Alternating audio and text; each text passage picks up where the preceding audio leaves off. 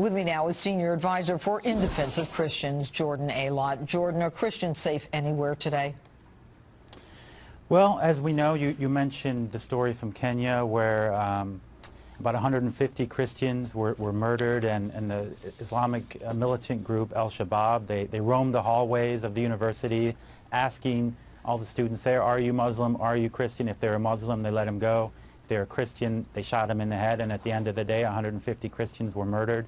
And this is in a majority Christian university and a majority Christian country. Right. And so if you look at it that way, no. I mean, the ISIS, Boko Haram, Al-Shabaab, Al-Qaeda, they have called on their followers to attack Christians no matter where they are. So what can the world do? What can be done to protect Christians? Well, in countries like Nigeria and Kenya, I think we need to put more pressure on the leaders of those countries. How pressure? What kind of pressure? Well, they're only interested in the economy of their country. So we need to put more pressure on the leaders to understand that we're not going to invest in their country if they don't do more to protect You're talking about the Christians United States, Jordan?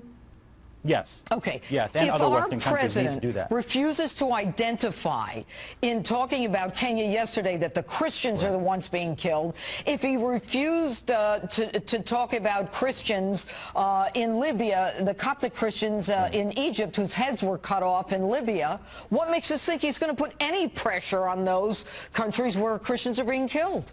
No, I agree completely with that he has not done enough to put pressure on, or even to let the people understand who's behind it, what the motivation of groups like ISIS is, and who the victims are.